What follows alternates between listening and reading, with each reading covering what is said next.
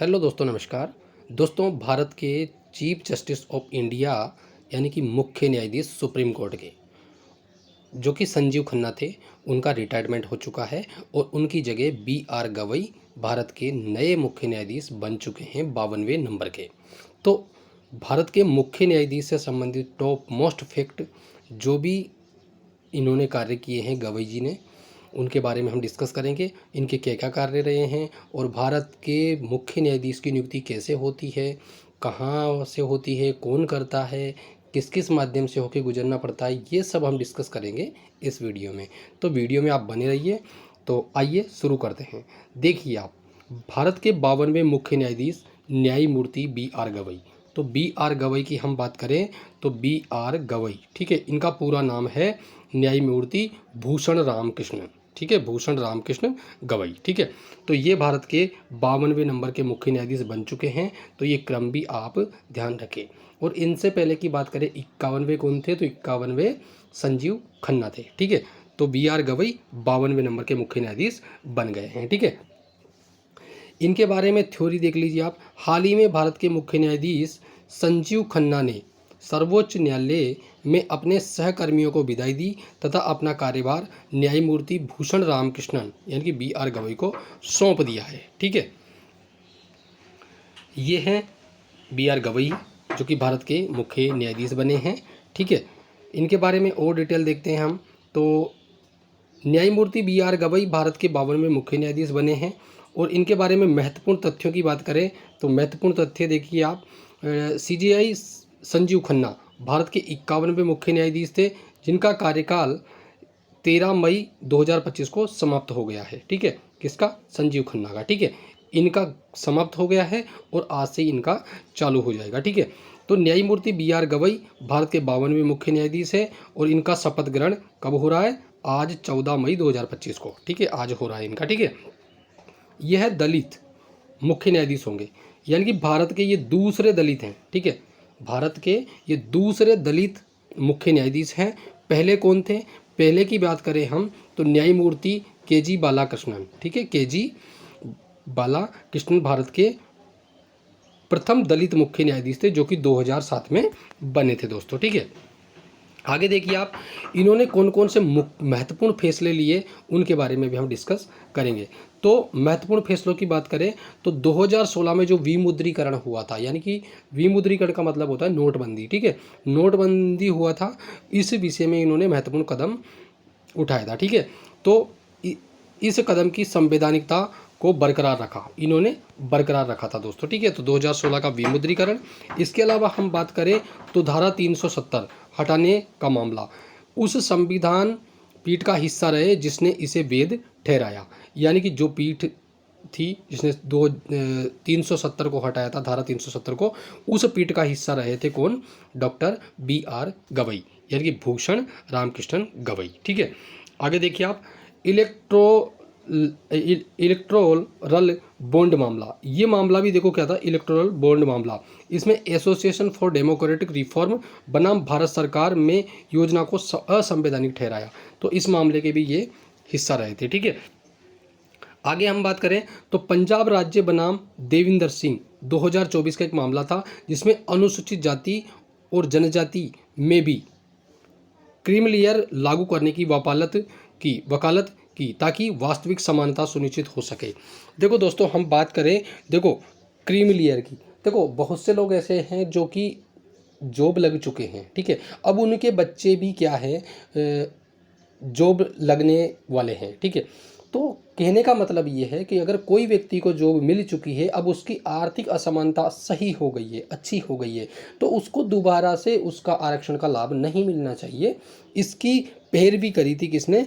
B.R. Gavai ने, ठीक है। तो ये यहाँ पर यही लिखा हुआ है, यानी कि इसको कहेंगे हम क्रीमी लेयर का रूल, ठीक है, क्रीमी लेयर का रूल यानी कि मलाईदार परत, यानी कि इसको हम बात करें तो अब उन लोगों को लाभ मिलना चाहिए जो इसका फ़ायदा नहीं उठा पाए हैं, और जो व्यक्ति पहले से फ़ायदा उठा चुके हैं वो तो अब संपन्न हो चुके हैं ना, तो उनको इसका फ़ायदा नहीं मिलना चाहिए। तो इसमें पैरवी की थी इन्होंने B.R. गवई ने। तो ये यही था कि पंजाब राज्य बनाम देविंदर सिंह, इनका एक केस था ठीक है, 2024 में। इसमें अनुसूचित जाति और जनजाति में भी क्रीमी लेयर लागू करने की वकालत की, ताकि वास्तविक समानता सुनिश्चित हो सके। यानी कि अनुसूचित जाति और जनजाति में भी क्रीमी लेयर होना चाहिए, जैसे पिछड़ा वर्ग में होता है ओबीसी वालों में। ठीक है, आगे देखिए आप नियुक्ति प्रक्रिया। तो नियुक्ति प्रक्रिया की बात करें तो जो नियुक्ति होती है सुप्रीम कोर्ट के मुख्य न्यायाधीश की, वो कैसे होती है? तो इसका एक तो संवैधानिक आधार है। संवैधानिक आधार क्या है कि अनुच्छेद 124(2), ठीक है, अनुच्छेद 124(2) में राष्ट्रपति को मुख्य न्यायाधीश नियुक्त करने का अधिकार, ठीक है, राष्ट्रपति को मुख्य न्यायाधीश नियुक्त करने का अधिकार है। और अनुच्छेद 126 में अस्थायी रूप से कार्यवाहक मुख्य न्यायाधीश की नियुक्ति का प्रावधान है। तो ये दोनों ही फैक्टर संवैधानिक है, यानी कि अस्थायी रूप से कार्यवाहक मुख्य न्यायाधीश की नियुक्ति। और दूसरा हम बात करें तो 124(2) में क्या लिखा हुआ है कि राष्ट्रपति को मुख्य न्यायाधीश नियुक्त करने का अधिकार है। तो ये भी इसके अंतर्गत है दोस्तों। ठीक है, नियुक्ति कौन करता है? तो नियुक्ति की बात करें हम तो नियुक्ति कौन करेगा? भारत का राष्ट्रपति करेगा। ठीक है, और प्रधानमंत्री की सलाह पर सेवानिवृत्त हो रहे सीजीआई से परामर्श के बाद, ठीक है, यानी कि परामर्श किससे लिया जाएगा? संजीव खन्ना जी से। ठीक है, यानी कि प्रधानमंत्री की सलाह पर सेवानिवृत्त हो रहे सीजीआई के परामर्श पर, ठीक है, यानी कि भारत का जो राष्ट्रपति है वो प्रधानमंत्री की सलाह लेगा और प्रधानमंत्री की सलाह पर और सेवानिवृत्त हो रहे सीजीआई, ठीक है, इनसे भी वो क्या करेगा? परामर्श लेगा। ठीक है, आगे देखिए आप नियुक्ति की प्रक्रिया की बात करें तो वरिष्ठता परंपरा, यानी कि सर्वोच्च न्यायालय के वरिष्ठतम न्यायाधीश की सिफारिश की जाती है। एक तो आधार ये है।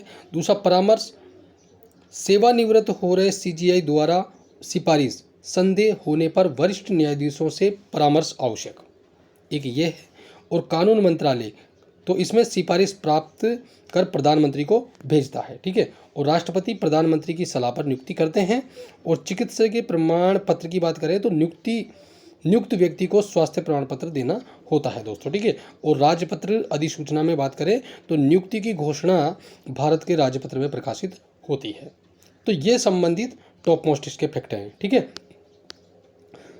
आगे देखिए कार्यकाल की बात करें तो सीजीआई का जो कार्यकाल है, भारत के जो सीजीआई हैं उनके कार्यकाल की हम बात करें तो उनका कोई कार्यकाल निश्चित नहीं है, लेकिन उम्र निश्चित है। ठीक है, यानी कि कोई निश्चित कार्यकाल नहीं है।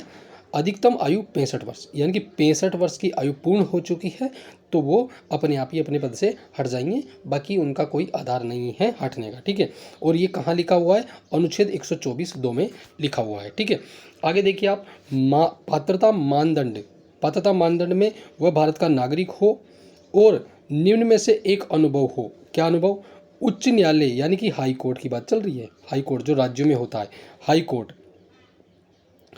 यानी कि उच्च न्यायालय का न्यायाधीश कम से कम 5 वर्षों तक, क्या न्यायाधीश रह चुका हो 5 वर्षों तक, या उच्च न्यायालय में कम से कम 10 वर्षों तक वकालत करी हो, या राष्ट्रपति की राय में प्रतिष्ठित विधिज्ञ हो, यानी कि विधि वेत्ता हो राष्ट्रपति की राय में।